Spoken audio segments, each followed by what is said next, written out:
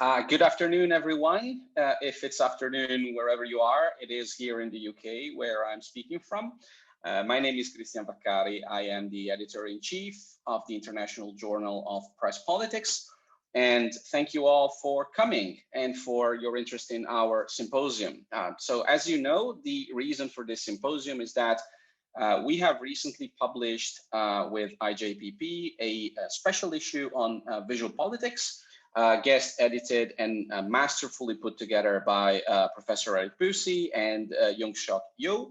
And this special issue features 11 research articles, a research note, and 4 book reviews, all around the topic of how visuals contribute to contemporary political communication. This is a project that we have, worked very hard to develop because we think that there are, great opportunities in the research and understanding of the role of visuals in contemporary politics, for reasons that will be obvious to many of you and will definitely be even clearer once you've read some of the contributions we published in this special issue. I should note that thanks to Sage, the special issue is ungated, meaning that you can download for free all of the articles for another couple of weeks. Some of the articles will remain open access, while others, unfortunately, will go back behind the paywall after this period. So by all means, take advantage of this opportunity while it lasts and read and download all the articles. So we thought that it was worth elaborating on some of the arguments and issues that we focus on in the special issue, partly because it's a very fertile field and one that is incredibly relevant even in the midst of the pandemic, the visual representation of COVID, the visual representation of the protests against the lockdown, the visual representation of the statistics around it, of the measures that have been taken to try to prevent it, are all incredibly compelling. And we believe that the contributions in our special issue and the expertise of the people that have produced these contributions can help us understand these topics. But more broadly, we all want to move on from this COVID age sooner or later, and we think there are great opportunities in understanding the role of visuals in contemporary politics more broadly, whether it be in issues around protests and social justice or populism, which are obviously 2 of the key issues of our times. So to really not only showcase the special issue, but most importantly, think about the ways forward, think about what kind of research we could be doing, what kind of collaborations we could build, what kind of international research we need. Obviously, I am very conscious that our journal is called the International Journal of Press Politics, and we want this to be a very global conversation. We have put together this symposium, taking advantage of the fact that sadly, we cannot meet in person, but thankfully we can meet from all parts of the world, wherever we are, through these technologies. And so we hope to really have, not only a presentation, but a conversation around these issues. So before I hand over to Erik for his reflections, just a few points about, the logistics. So this is a virtual event. You probably have attended many of them already, but just the basics in terms of the guidelines. Please keep your microphone off when you're not speaking, but do consider turning your camera on if you feel comfortable with it. It's always nicer to see people's faces rather than just their names or their pictures. But obviously, we also understand if you prefer for your camera to remain off. Just consider that. We will have panels followed by Q&A sessions. The Q&A will take place using the chat. So I'm sure you're familiar with Zoom a little bit, but just as a reminder, there is a chat button together with the other interface buttons at the bottom of your Zoom application. My suggestion is keep that chat open in parallel to the video feed so that you can contribute to the conversation and follow what people are saying. As the organizer will post links into the chat and add some prompts, but when it comes time for the Q&A during our panels, We will be drawing from the chat. The chairs of each panel will select questions from the chat and will ask the participants to respond live. So we will not ask you, those who ask the questions, to repeat your question in the meeting, but we will repeat that for you. That will make for a smoother interaction to avoid problems with the technology. However, the nice thing about the chat is that even after a panel is finished, the discussion can and usually does continue. So if you've asked a question and it hasn't been selected, or the presenter hasn't had a lot of time to elaborate on it, you'll have a chance to do so later. So we have, 5 parts to this day, to this half-day symposium. Erik Bucy will introduce the symposium with some thoughts about what kind of research we should be doing and we can be doing on visual politics, also taking inspiration from the special issue. Then we will have thematic panels about COVID, populism, and social justice and protest. These panels will have all the same formats. So first, we will invite the authors of the articles published in the special issue to provide a 90-second or thereabouts elevator talk where they quickly tell us what they looked for, what kind of research they did, what they found, and what their contribution is. And then we will open up to broader questions about the topics of each roundtable.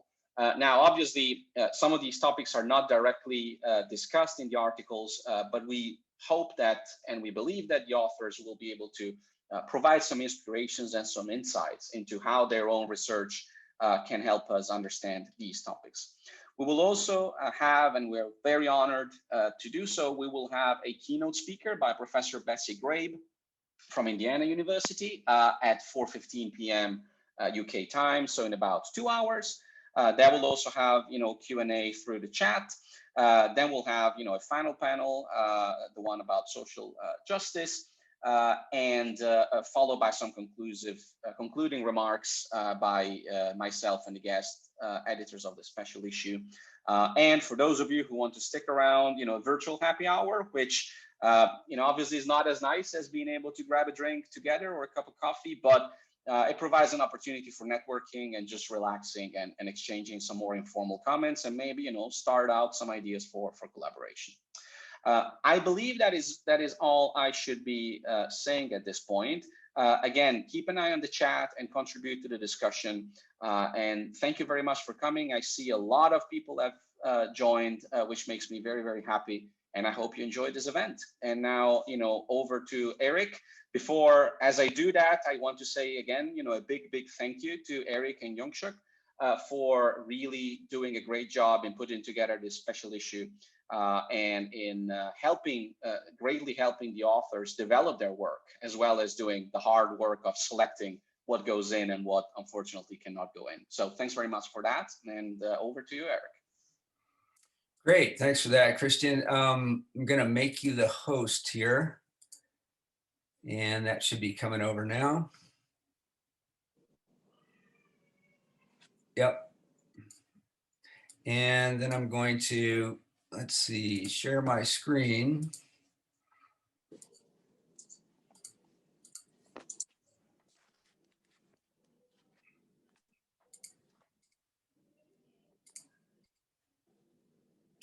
Let's see, the host has got to enable screen sharing.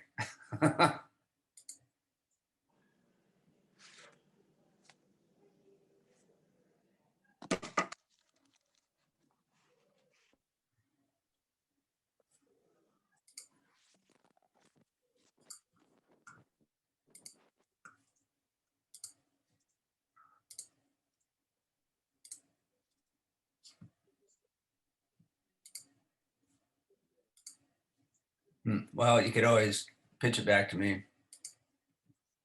Ah, there it goes. Okay, thanks for being here, everybody. Really appreciate it. And I know we're working with different time zones. So everybody's kind of reality is going to be a little bit different. But I wanted to provide an overview of our kind of idea in the editor's introduction, which is usually not a place to kind of make a big statement, but I'm going to put this back in Cristian. He said, I don't want you to just write an introduction. I want you to write something that has some feel of being field defining. I said, great, okay, no pressure. Let me work on that. So as I was putting things together and thinking about, yet another literature review, I thought, it's not really the time for that. There's too many challenges. There's too many urgent issues. There's too many pressing problems. We need to think a little bit bigger and outside the box. So this idea kind of hit me of grand collaborative programs where we take the idea of collaboration and interdisciplinarity and kind of scale it up. And, I started to think through, well, what would happen if you do that? And by the way, Jungseock's going to present on some computational aspects of this after I'm done.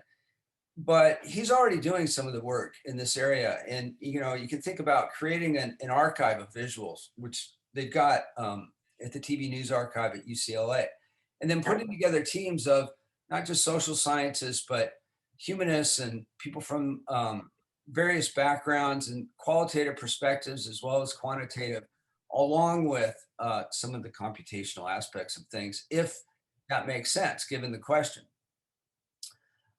So let's just start, and I want to do a little bit of review. I'm sorry to throw Trump at you. He's not quite gone from our reality yet either. But, images have meaning, and I study nonverbals quite a bit. And when you see a sequence, you can get a quick read on things. And so this is something a lot of us have talked about in our work, but visuals serves a form of information. So does viewing a sequence like this, where there's some threat or there's some biohazard, and then a politician telling you there's no problem, does that have an effect? And how does it make you feel?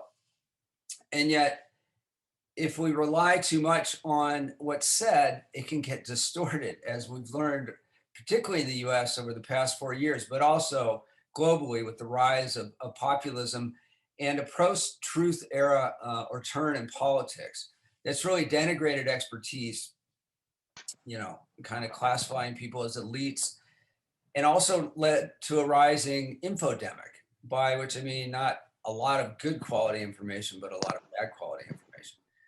So we also have some background factors that I think are critical to appreciate and remind ourselves, which is a digital media system, but also a satellite cable channel system that's far outpaced legal and regulatory oversight. A lot of the problems of information, I feel, could be resolved if we had a much stronger, more robust regulatory framework. And we haven't regulated almost any media in 20 or 30 years in the US. We had the 1996 Telecom Act, and that enabled the formation of new networks. And we've done very little besides asking the industry to regulate itself. Of course, combine that with a global pandemic, and we've got really conditions that are almost unprecedented because the ubiquity of information and constant stimulation. So we've got conditions then, you can think of it emotionally, of confusion, of anxiety, of frustration and outrage, and for different reasons. But the upshot of this is that the consequences for public compliance and cooperation, and even continued faith in institutions, are pretty severe. And some of that faith seems to be eroding. So there's different surveys now that are popping up that are showing not only dissatisfaction with democracy, which you can see a comparison of here in the US, you've got only almost 60% dissatisfied, but it's not unusual in other Western contexts. But over a 34 country medium, you've got more people dissatisfied with democracy than are satisfied with it. Maybe that would be okay in normal times, but again, with the rise of populist and even authoritarian sentiments, we've got now support for different forms of politics. So we've got something emerging that seems to be persistent and pernicious, and representing kind of threats in a way that we hadn't really seen in the past. So once upon a time, you used to see a threat and it was a natural disaster, or it was some kind of, misbegotten foreign policy, that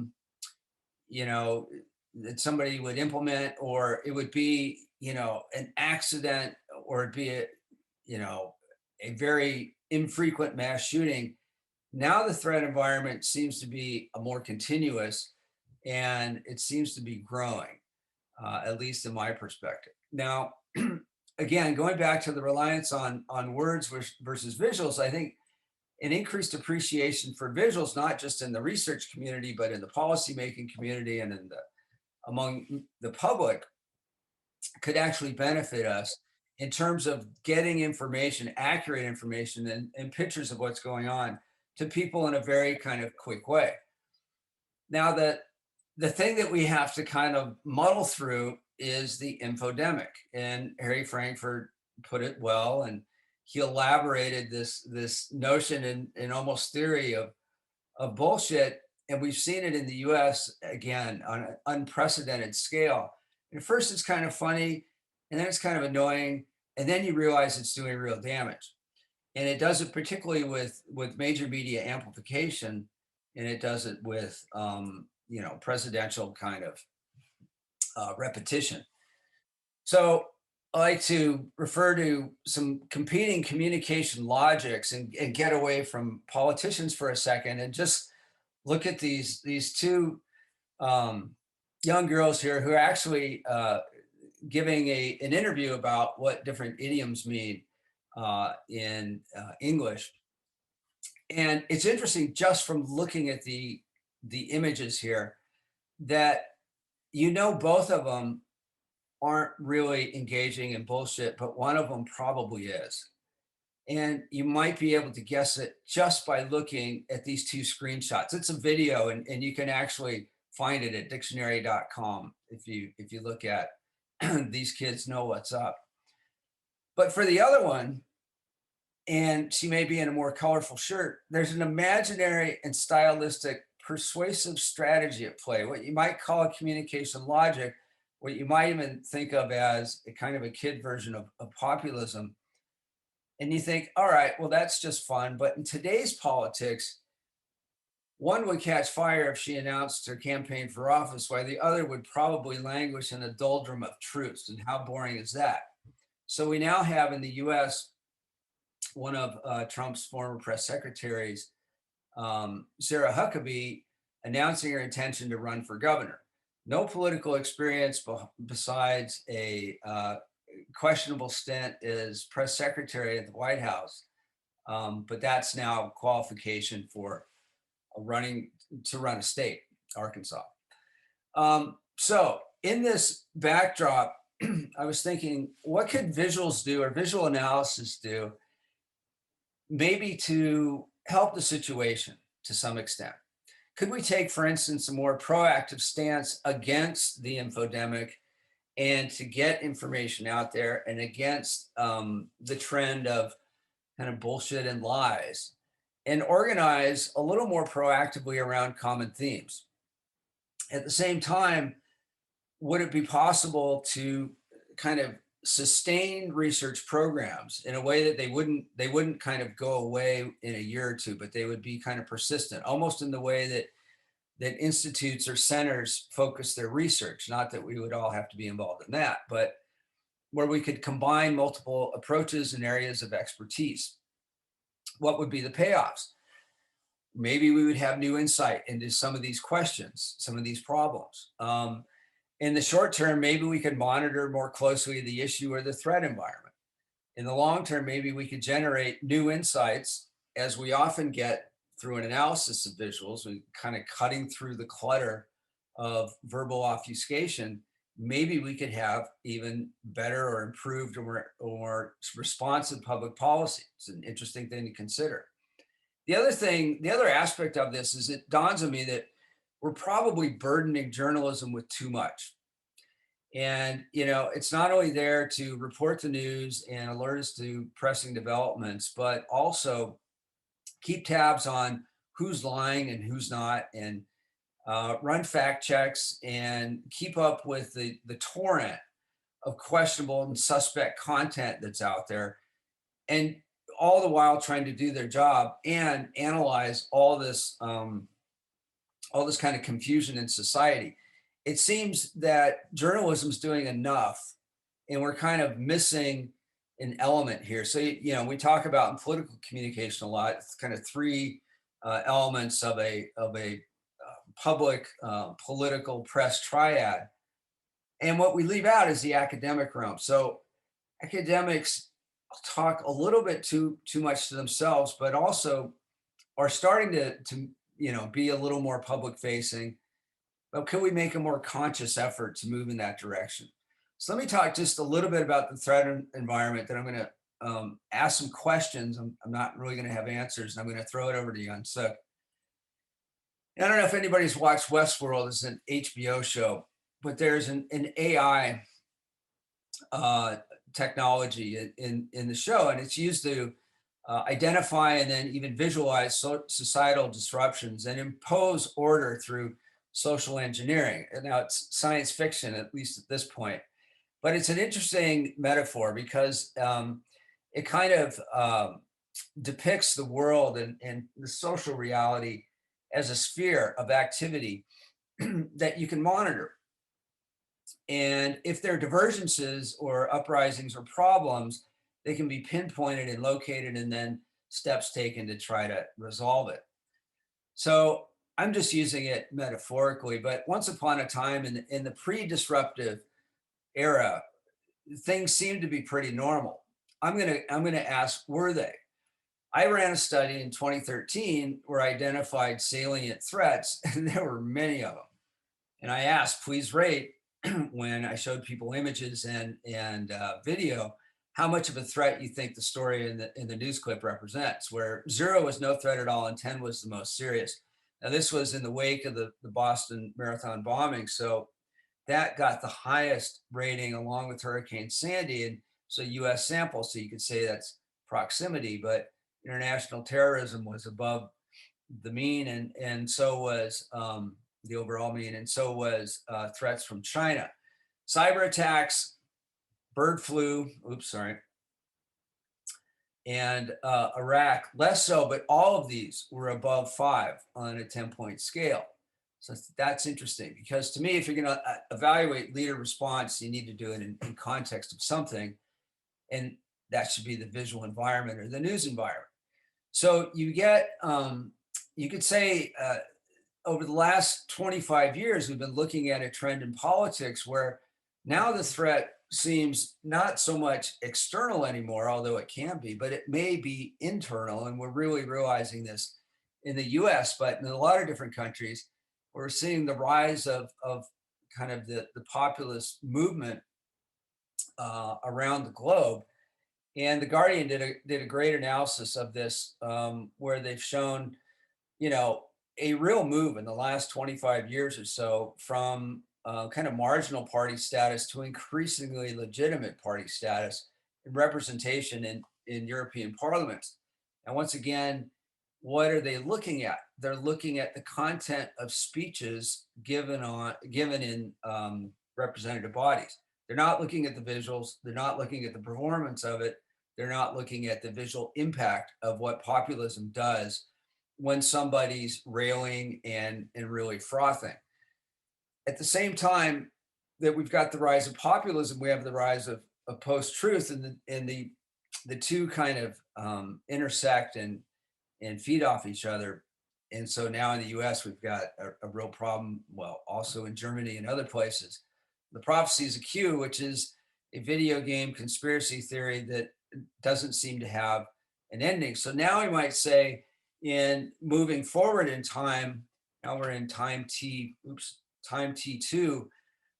we've got more divergences happening. And so suddenly the AI kind of monitoring sphere is getting a little more agitated, and you can see that represented in this image. And so now the images also become much more disturbing and global and persistent, right? And a lot of people are fatigued and tired and really worn out and personally impacted by this, and the growing number of people know someone who's had COVID, know someone who has succumbed to COVID, know someone who's in a really bad way because of COVID.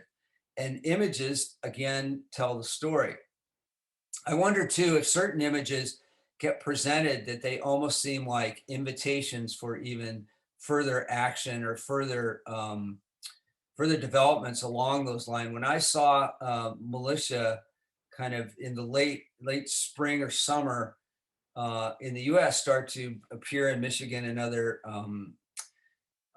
state houses around the country, I wondered if that would portend something else. And on top of this, we've got social justice issues and a certain amount of urban unrest. So we get to a point where it seems like, in a way, the world's on fire, or there's some kind of societal collapse. So or at least, the potential for it. So we're now kind of, looking forward into time T4. What does that look like? Well, I can tell you just the recent developments, both in the US and surprisingly in the Netherlands, don't look normal. And they have a very strong visual component. And I think we need to try to understand that. And of course, document and archive everything we can and go back and look at it later, but also try to do some analysis to the extent that we can in real time. So unprecedented challenge calls for unprecedented cooperation. That's my Erik, we have 5 minutes left. Okay, that's my slogan. And it raises some critical questions. And rather than reading these out, I'm going to let you read the article. But basically, what could we do if we cooperated more and thought bigger, not just within campuses, but across campuses and across disciplines and methodologies? What could we track? What new insights could we convey? And would we be able to leverage any new industry data? For instance, the announcement by Twitter yesterday that they're now making a trove of data freely available to researchers with a legitimate purpose. So with that, we can look at larger scale projects already in play. And I'm going to toss it over to Jungseock, and he's going to talk a little bit about computation.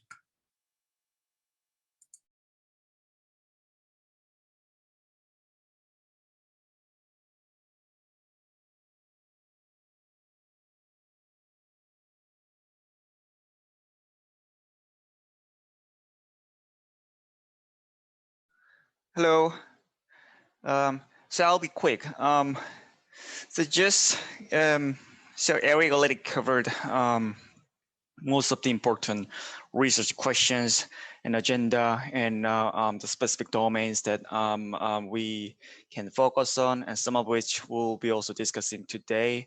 So I will be only talking about, just briefly, the one aspect of the domain of visual studies, which is new method and larger scale data set and more broader infrastructure that we can use to facilitate the progress in the field. So Erik already gave you an extensive background, but the studies of visual domain has to do with kind of disentangling these two components, the meaning and content. So how these complex meanings can be represented in these visual product, including photographs, artwork, or cartoon videos, or any other kind of non-verbal product can represent very complex meaning. And the way that I think the trend in the visual studies, by the way, I myself is a computer scientist, so the way that I view things may be different from most people in this audience. But this is the way that I think, and then when I think, how this field is changing and how different types of scholars are working on this topic, and then how our research findings can relate to their work in different fields. And so very traditionally in the field of visual communication, focus on qualitative in theoretical analysis using very small number of data points, so very small number of images. So one research project can talk about just one product, but very extensive qualitative analysis will be done within the project. And then I view these approaches are mostly kind of meaning oriented. And then we saw there are a couple seminal work, especially done by Erik and also Bucy and many scholars, trying to make it more systematic by using coding analysis, manual coding analysis. So you define variables, and then you're kind of entering into the era of more scientific investigation of visuals. And then this kind of made the field to go into a phase where people focus more on kind of verifiable hypothesis, and then using systematic measures. And then this is, of course, based on the statistical analysis, and then also assume you can use more data, and then your findings can be more reproducible, and they're kind of common measures. So that was the second period. And then going forward, what I would say is that we have a kind of new class of method, computational method. So now we have tools and resources and ability to analyze and incorporate a really massive scale of visual data in our research investigations. So we can easily scale up our analysis to million or billion images or videos, which are very difficult in the previous research projects due to the cost and then the time constraint. But the weird question that I want to bring up here is, so what can we actually benefit by using computational method? So what are the actual findings or insights that we can gain by using computational method, but something that we couldn't do using previous tools that we had, such as manual coding. I think this is a central question that we have to ask for the people and researchers who are developing and also trying to use this more kind of recent computational methods, such as machine learning and deep learning. And there can be many answers, and then we will talk about some of these recent computational methods today. But to me, this trend doesn't just mean that we have better tools and then a cheaper method, and we have more images. But the broader change is now with these recent tools, statistical and also machine learning and computational method, what's happening is this is changing the field to kind of allow larger scale collaborations and then pose new research questions and new opportunities by making the domain of visual studies kind of more interdisciplinary. And by that, I mean the domain of visual studies has been more kind of isolated and then studied by a specific set of people who has done extensive work on the domain of the visual studies. But now with this advanced computational tools and shared resources and data set, now we can easily connect with the people who are doing, for example, verbal analysis or policy studies and also network analysis. Because all the data sources, verbal, non-verbal, network data, income data, all these kind of different data sources can be integrated and merged all together by using kind of shared resources and a shared methodology.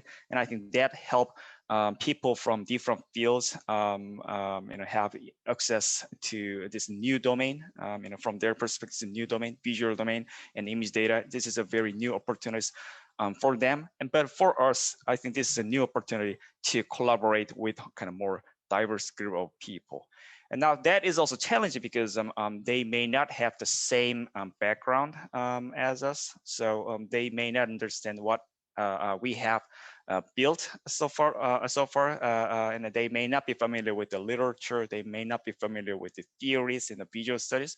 However, still, I think there are kind of a lot of opportunities and for collaboration, and also try to come up with a solution for issues like COVID or democracy, that we have to collaborate and coordinate together. So one thing that I quickly mention is, so when you want to build up, large scale data set infrastructure and computational method, then we kind of need a lot of resources. And then the scale of the building infrastructure can be pretty large. And this is one example project that we've been working on at UCLA and Stanford, and also Texas Tech University, where we're trying to combine many different data sources, such as social media in the United States and also China and in many other countries, and also traditional media outlets such as cable news and newspapers. And what we're doing is to combine these different data sources and then also apply computational tools for both visual and acoustic and also verbal data, and then kind of make this data useful for scholars who may not be familiar with any of these computational tools. So what we are trying to do and what we are envisioning in this project is really to make a kind of the kind of foundation for computation analysis for many people, such that the scholars, kind of more traditional or qualitative scholars, do not have to worry about any of these computational aspects, but still can utilize those large-scale data in their research product. And I think this is one example of how we as a community can make a rapid progress by simply dividing the labor. So some people, like some people who have more computer science and data science background, can work on kind of more low end and then provide the computational tools. But the kind of more traditional and theoretical scholars can utilize these resources, but still do not have to do any kind of computational work, which requires a lot of resources, but can perform their research on top of the computational infrastructure. But this is one example of collaboration that that I think we can think about and propose, and I think that would be beneficial for kind of thinking of new research questions, and then gaining kind of more resources, and then also eventually trying to help solve the problems that we have in the society. So I'm very excited to see we got very diverse topics of the papers that we'll see today, and also their backgrounds, and then the kind of different focuses made in different projects, ranging from theories and also application and also method. So so I think that's what I'll have to say for now. So I'll get it back to Erik, so we can continue discussion in the remaining.